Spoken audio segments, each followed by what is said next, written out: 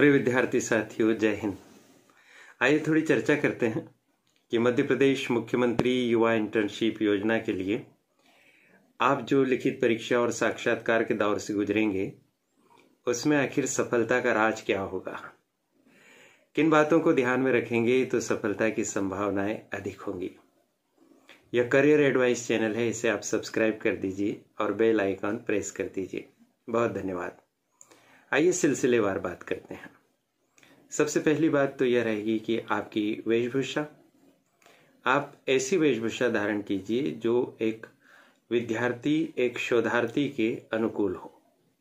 अगर आप पुरुष कैंडिडेट हैं तो आप सिंपल पैंट शर्ट पहनिए, जूते पहनिए, हेयर कट आप कर लीजिए ठीक से और अच्छे से व्यवस्थित होकर आप इंटरव्यू देने के लिए जाएं। यदि आप फीमेल कैंडिडेट हैं तो आप सलवार सूट पहन सकते हैं और सलवार सूट के साथ आप एक सोबर वेशभूषा में और एक सामान्य सा आप तैयार होकर, बहुत तड़क भड़क वाला मेकअप ना करें, हल्के फुल्के से आप तैयार होकर आप इंटरव्यू देने के लिए पहुंचे। तो फर्स्ट इम्प्रेशन आपका आपके लुक से ही पड़ता है, इस बात का ध्यान रखिए। दूसरी बात आप ध्यान रखिए कि अच्छे से अपनी फाइल बनाइए, उसमें डॉक्यूमेंट्स को बहुत सिलसिलेवार आप जमाइए, एक क्रम सुनिश्चित कर लीजिए। जैसे उदाहरण के तौर पर आप चाहें तो पहले मार्कशीट्स रख लीजिए और मार्कशीट्स में आप अवरोही क्रम से अंक सूचियों को जमाएं, यानी पहले आप मास्टर डिग्री यदि आपने की है तो, फिर उसके बाद ग्रेजुएशन, फिर 12th, फिर 10th, इस तरह से। फिर उसके बाद आप अनुभव के जो प्रमाण पत्र हैं उन्हें रखिए। इसके बाद आपके पार्टिसिपेशंस के जो सर्टिफिकेट्स हैं उन्हें आप जमा लीजिए। फिर आपका मूल निवास का प्रमाण पत्र, समग्र आईडी, आधार कार्ड, फोटो पहचान पत्र आदि को आप क्रम से जमा लीजिए। इसके पश्चात क्रम आता है इंटरव्यू कक्ष में प्रवेश करने का। तो इंटरव्यू कक्ष में जब आप प्रवेश करेंगे तो हर जिले में अलग अलग व्यवस्था होगी। कुछ जिले में इंटरव्यू कक्ष ऐसा होगा कि जैसे ही आप दरवाजे से अंदर जाएंगे तो सीधे ही इंटरव्यू बोर्ड के समक्ष पहुंच जाएंगे। कुछ जिलों में ऐसा हो सकता है कि आपको कुछ दूर 10-20 कदम चलकर इंटरव्यू बोर्ड के समक्ष पहुंचना पड़े, कोई हॉल में आपका इंटरव्यू रखा हुआ हो। तो जब आप इंटरव्यू कक्ष में प्रवेश करें तो आप पूछे बिना अंदर न जाएं। आप जरूर पूछिए, हिंदी में या अंग्रेजी में अनुमति लीजिए, क्या मैं अंदर आ सकता हूं सर, मैं आई कम इन सर। और अनुमति मिलने पर या तो मौखिक रूप से या संकेत से कि यहाँ आ जाइए, तो आप अंदर पहुंचिए। अंदर जाने के बाद बहुत स्वाभाविक है कि एक इंटरव्यू बोर्ड रहेगा। इस इंटरव्यू बोर्ड में 4-5 सदस्य हो सकते हैं जो अलग अलग फील्ड के जानकार होंगे। किसी का संबंध समाज सेवा से हो सकता है, किसी का प्रशासन से और किसी का सामुदायिक योजनाओं से, किसी का गुड गवर्नेंस से संबंध हो सकता है। तो अलग अलग क्षेत्र के लोग इसमें सम्मिलित होंगे। आप जब नजदीक पहुंचे तो सभी को प्रणाम कीजिए, नमस्कार कीजिए सभी को। आप सभी को मेरा नमस्कार, आप सभी को प्रणाम, गुड मॉर्निंग सर। जिस तरह की स्थिति हो, सुबह इंटरव्यू हो तो गुड मॉर्निंग कहिए, दोपहर में हो तो गुड आफ्टरनून सर कहिए। फिर जब वो आपको बैठने के लिए कहे ना, तभी आप कुर्सी पर बैठिए। बैठते समय आप धन्यवाद जरूर कहिए, थैंक यू बोलिए। फिर अपनी जो फाइल है उसे आप अपने घुटनों पर ही रखिए, टेबल पर मत रखिए, अपने पास रखिए उसे। और यदि आपको अपने पास रखने में कोई कठिनाई होती है तो धीरे से आप सामने टेबल पर भी फाइल रख सकते हैं, उसमें भी कोई मनाही नहीं। इसके बाद प्रतीक्षा कीजिए प्रश्न की। कुछ ही क्षणों में वो आपसे प्रश्न पूछेंगे, कितनी देर चल सकता है आपका इंटरव्यू। तो हमारा ऐसा अनुमान है कि 5 से 10 मिनट एक कैंडिडेट का इंटरव्यू चल सकता है औसतन। अब इसमें मान लीजिए इंटरव्यू लेने वाले 4-5 सदस्य हैं इंटरव्यू बोर्ड में, तो 1-1, 2-2 मिनट का औसत भी अगर अपन माने प्रश्नों का, 1-1, 2-2 प्रश्न भी वो पूछते हैं, तो 5 से 10 मिनट का समय जरूर इसमें निकल जाएगा। जब आपसे प्रश्न पूछें तो आप प्रश्न को बहुत ध्यान से सुने, प्रश्न को सुनने के बाद कुछ क्षण, बहुत कम समय लें सोचने में, बट समय जरूर लें, सोचें थोड़ा सा और फिर उत्तर दें। जब आप उत्तर दें तो सम्मान सूचक शब्द जरूर लगाएं। जैसे मान लीजिए किन्हीं सर ने प्रश्न पूछा है कि आपका नाम क्या है, तो आप कहिए सर मेरा नाम मधुसूदन चौबे है, यानी जो भी आपका नाम है। किन्हीं मैडम के द्वारा प्रश्न पूछा गया कि आप किस विकास खंड के रहने वाले हैं, तो आप बताइए कि मैं राजपुर विकास खंड का रहने वाला हूं मैडम, या मैडम पहले कह दीजिए मैडम मैं राजपुर विकास खंड का निवासी हूं। इस तरह से आप बढ़िया सम्मान सूचक शब्दों के साथ विनम्रता से जवाब दीजिए। ध्यान रखिए कि आप जिस अवस्था में बैठे हैं तो आपकी पीठ आप सीधी रखिए, झुककर आप मत बैठिए, पीठ सीधी रखिए, मस्तक को भी आप सीधा रखिए और प्रश्न पूछने वाले जो सर और मैडम हैं उनकी तरफ देखते हुए आप जवाब दीजिए। चूंकि बोर्ड में 4-5 सदस्य हो सकते हैं तो आपका ध्यान किन की तरफ रहना चाहिए, तो सामान्यतः जो प्रश्न पूछ रहे हो ना, बारी बारी से प्रश्न पूछे जाते हैं इंटरव्यू बोर्ड में, तो जो प्रश्न पूछ रहे हैं उन्हीं की तरफ आप देखिए और उन्हें देखते हुए आप मुख्य रूप से उत्तर दीजिए। साथ में उत्तर देते समय आप अपनी दृष्टि बोर्ड के दूसरे सदस्यों की तरफ भी घुमा सकते हैं। मान लीजिए आपको किसी प्रश्न का उत्तर नहीं आ रहा है, ऐसा बहुत संभव है, तो ऐसी स्थिति में आप क्षमा मांग लीजिए, बनिस्बत की आप गलत सलत उत्तर दें, मनगढ़ंत उत्तर दें। सामान्यतः ना जो प्रश्न पूछने वाले इंटरव्यू बोर्ड के सदस्य होते हैं तो वो जो प्रश्न पूछते हैं उसका उत्तर उन्हें पता होता है, तो यदि आप काल्पनिक उत्तर देंगे, गलत उत्तर देंगे तो वो तुरंत समझ में आता है। इसकी अपेक्षा आप कहिए कि क्षमा कीजिएगा सर, मुझे इसका उत्तर नहीं पता है, क्षमा कीजिएगा सर, मुझे याद नहीं आ रहा है, माफ कीजिएगा सर, मैं नहीं जानता इस बारे में। इस तरह से कुछ आप जवाब दीजिए और फिर अगले प्रश्न की प्रतीक्षा कीजिए। यदि आपके द्वारा यह कहे जाने पर कि क्षमा कीजिएगा मुझे उत्तर नहीं पता है, और यदि वो आपको उत्तर बताते हैं तो उत्तर को ध्यान से सुनिए और उत्तर बताए जाने पर उन्हें धन्यवाद कहिए कि धन्यवाद सर, आपने मेरे नॉलेज में वृद्धि की है, मेरा ज्ञान अर्जन हुआ, मेरा ज्ञान बढ़ा है, आपको बहुत बहुत धन्यवाद सर। इस तरह से आप अपना इंटरव्यू कंटिन्यू करिए। क्रम से आपसे पूछा जाएगा, आप सभी के प्रश्नों को बहुत ध्यान से सुनिए और फिर उनके उत्तर दीजिए। जब आपका इंटरव्यू पूरा हो जाए तो आपको कहेंगे कि धन्यवाद, जाइए, तो आप उठिए, एक बार पुनः उन्हें नमस्कार करिए, धन्यवाद भी कहिए और फिर सधी हुई चाल से आप बाहर आ जाइए। इस तरह का बिहेवियर आपका इंटरव्यू बोर्ड के समक्ष रहे। बहुत उत्तेजित मत होइए, जोर जोर से मत बोलिए, बहुत धीमा भी मत बोलिए, आपकी आवाज सुनाई दे इस तरह से आप अपनी आवाज की टोन रखिए। चिढ़िए मत, नकारात्मकता का प्रदर्शन मत कीजिए, घबराइए मत, आत्मविश्वास रखिए और विश्वास के साथ आप बोलिए। आप मन में यह बात लेकर मत जाइए कि यह इंटर्नशिप है, मात्र 6 माह के लिए है, ये कोई परमानेंट जॉब तो है ही नहीं, सिर्फ 8,000 रुपया मिलेगा।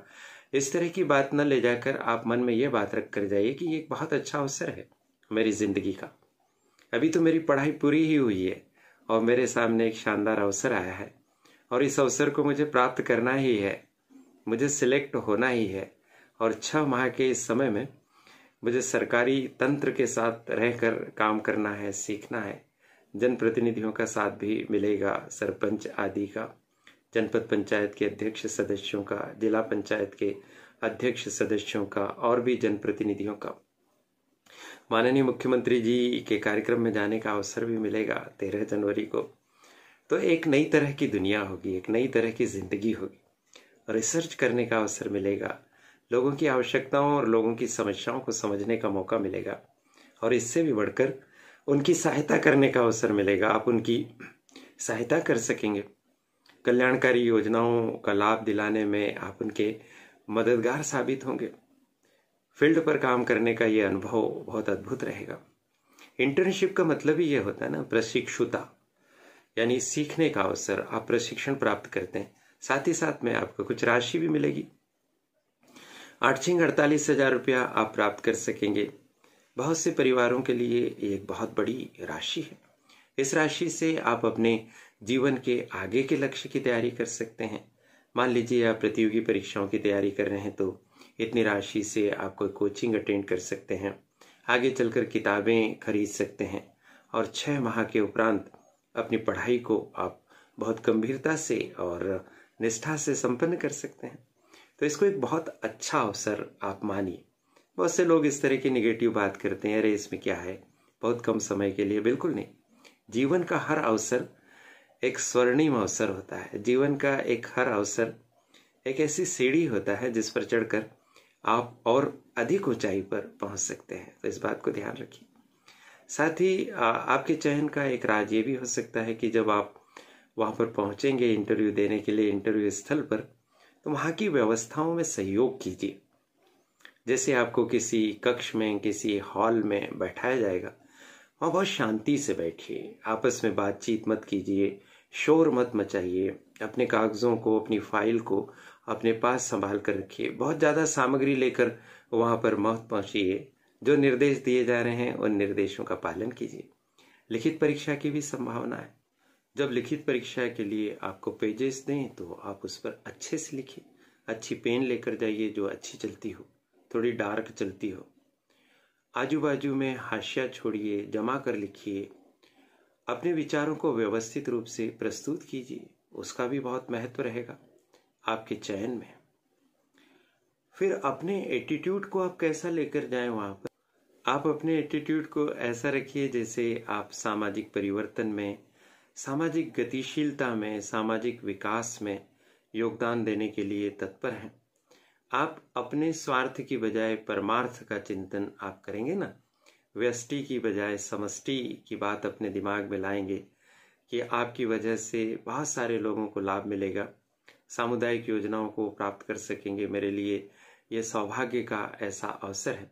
इस तरह का एटीट्यूड लेकर अगर आप इस संपूर्ण प्रक्रिया में शामिल होंगे, इस कंसेप्ट को ध्यान में रखेंगे, तो लिखित परीक्षा में भी आपके विचार इसी तरह के होंगे और मौखिक जब परीक्षा होगी तब भी आप इसी तरह से उत्तर दे सकेंगे। आपसे आपके संसाधनों के बारे में भी बात हो सकेगी। मोबाइल होना अत्यंत आवश्यक है, तो आप अपना खुद का मोबाइल नंबर, खुद की ईमेल आईडी अत्यंत आवश्यक रहेगी। खुद की बाइक हो, खुद का वाहन हो तो और अच्छा रहेगा, क्योंकि आपको फील्ड पर भी काम करने के लिए जाना होगा। लेकिन नहीं है वाहन तो आप पूछे जाने पर ये बताएं कि आजकल यातायात की सुविधाएं बहुत ज़्यादा हो गई हैं और मैं आसानी से उस जगह पर पहुंच जाऊंगा जिस जगह पर मुझे काम करना है। यानी हर जगह आप पॉजिटिविटी यदि आप रखेंगे तो आप निश्चित रूप से चयनित होंगे। फिर उसके उपरांत जब आपको जाने के लिए कहा जाएगा कि हाँ अब संपूर्ण प्रक्रिया संपन्न हो गई है, तभी आप उस स्थान को छोड़ेंगे। वहां पर किसी भी तरह के दबाव बनाने की कोशिश या किसी तरह का प्रलोभन देने की कोशिश, किसी तरह की पहचान निकालने की कोशिश आप मत कीजिएगा। ऐसा भी ज्ञात हुआ है कि पूरी पारदर्शिता के साथ यह प्रक्रिया संपन्न होगी। हो सकता है कि कुछ इस तरह का रिकॉर्ड भी रखा जाए, जैसे मान लीजिए कि आउटसाइड की कोई फोटोग्राफी, कोई वीडियोग्राफी भी हो सकती है। तो आप वहाँ का वातावरण देखेंगे तो आपको खुद को ही लगेगा कि जो इंटर्नशिप के लिए चयन किया जा रहा है वो पूरा ईमानदारी के साथ किया जा रहा है, पारदर्शिता के साथ किया जा रहा है। ऐसे युवाओं को चुनने की प्रक्रिया को संपन्न किया जा रहा है जो युवा माननीय मुख्यमंत्री, मध्य प्रदेश शासन या सरकार की, राज्य सरकार और केंद्र सरकार की योजनाओं को वास्तव में जमीनी स्तर पर क्रियान्वित करने में योगदान देंगे, सहयोग करेंगे, तत्परता से कार्य करेंगे, कंधे से कंधा मिलाकर प्रशासन तंत्र के साथ में वो काम करेंगे और वास्तव में जन सेवा मित्र जो उनका नाम है उस नाम को सार्थक करेंगे। इस तरह की अगर भावना आपके आचरण से व्यक्त होगी तो आपके चयन को कोई भी नहीं रोक पाएगा। और जब आप चयनित हो जाए ना तो आप करियर एडवाइस चैनल को ज़रूर बताएं। कमेंट बॉक्स में आप लिखें कि आपका सिलेक्शन हो गया है, आप इस जिले के हैं, इस विकास खंड के हैं। तो हमारे प्रयास यदि आपके किसी तरह थोड़े बहुत भी काम आ सकेंगे तो हमें बहुत प्रसन्नता होगी कि हमने आपके करियर निर्माण में कुछ सहयोग प्रदान किया है। अभी इस योजना की तैयारी से संदर्भित वीडियोस आगे भी आते रहेंगे जिनसे आपको मदद मिलेगी। एक अनुरोध और है, कल आपके बहुत सारे साथियों के इंटरव्यू होंगे इंटरव्यू हो जाने के बाद आपसे जो प्रश्न पूछे गए हैं ना, उन प्रश्नों को आप हमारे साथ साझा कीजिए। इसके लिए हमने एक व्हाट्सएप ग्रुप बनाने का भी फैसला किया है, उसकी जानकारी आपको अगले वीडियो में देंगे। और आप चाहें तो वीडियो के कमेंट बॉक्स में भी अपने नाम के साथ प्रश्नों का उल्लेख कर सकते हैं कि आपसे ये प्रश्न पूछे गए। इस वीडियो में बस इतना ही। इस तरह से बातचीत का सिलसिला हम जारी रखेंगे। हम आपके साथ ही हैं इंटरव्यू की तैयारी के दौरान भी, और इंटरव्यू के दौरान भी आप हमें अपने साथ ही महसूस करेंगे। आत्मविश्वास रखिए, अच्छे से जवाब दीजिए। करियर एडवाइस चैनल मुझे यह अवसर प्रदान कर रहा है कि मैं इस डिजिटल माध्यम से, सोशल मीडिया के माध्यम से दूर दूर तक के युवाओं तक पहुंच सकूं, अपनी बात कह सकूं, अपना अनुभव साझा कर सकूं। इसके लिए करियर एडवाइस चैनल, उनकी संचालिका प्रीति गुलवाने जी के प्रति बहुत बहुत आभार। आप सभी को शुभकामनाएं। नमस्कार।